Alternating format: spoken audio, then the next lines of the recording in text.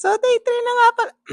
Okay na po pala yung boses natin, guys. Paus lang. Kung nakikita nyo dyan, guys, naglalakad tayo dyan. Naka-white shirt, ang guwapings lang. Palakad-lakad lang tayo, guys. Kasi maghanap tayo ng pagupitan ngayong araw na to sa day 3. Nakita nga pala na kami, guys. Worth 100 pesos lang yung pagpapagupit dito sa barbershop na to. Ang galing tumabas ng lalaki na to. Kaya umupo na tayo agad. Tapos nag-isip ako kung papakalbo ko na siya o papagupitan ko na lahat. Pero nagdalawang isip ako, sabi ko, try ko muna kaya yung gilid muna. Kaya yan guys, tumingin na ako dyan, tapos kinonfirm ko. Sinabi ko sa nagugupit, kuya patabas muna yung gilid lang. Dalawang gilid lang, titignan muna natin yung magiging resulta at itsura. Ang ganda ng buhok ko guys, no, para akong prinsipe. Ang guwapings mo naman po pala.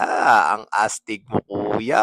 Tinitignan ko siyang maigi dyan guys, kasi parang nagugustuhan ko na rin siya. Pinalagyan ko na nga rin po pala ng hati yung kilay ko para mabangis kahit malangis. Natutuwa ako sa tabas ni kuya dyan guys. Ang galing niya tumabas sa gilid, pantay na pantay, pati yung kilay, paghati. Ang angas ko guys, para na akong artistahin dyan guys. Kinuwentuhan ako ng kinuwentuhan dyan ni kuya. Galing siya sa Maynila, pumunta siya ng Boracay para magtrabaho. O, di ba? Baliktad. Ang angas mo naman po pala, kuya. Nagandahan nga ako dyan, guys. Pagtingin ko sa salamin, ito na ang full result. Ayan, o, di ba? Ang angas. Daniel Padilla. Dahil tapos na tayo magpagupit, dumiretso na ako dyan sa Bora Beach. Ayan, o, ang angas. O, ang lamig. Ang hangin, guys. Ang alon. Pero naligo pa rin tayo dyan, guys. After namin maligo sa beach, guys, ayan na nga, dumiretso na kami dyan sa Henan.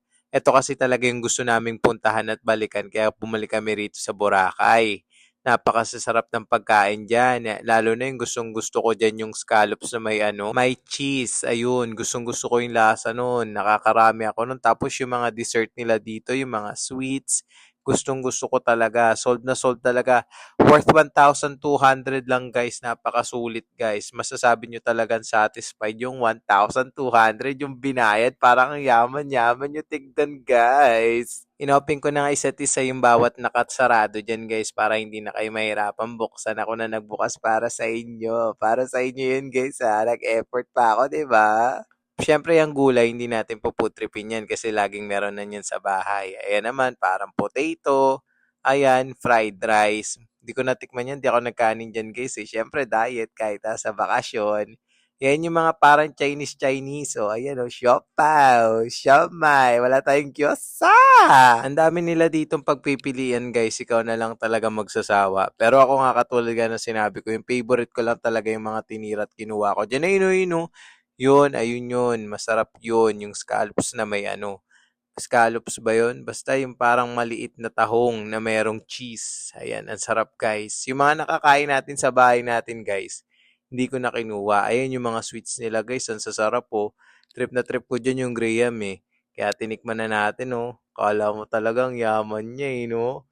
Ang gwapo, kumakain na lang. Gwapings pa din eh. Yun lamang po. Salamat po.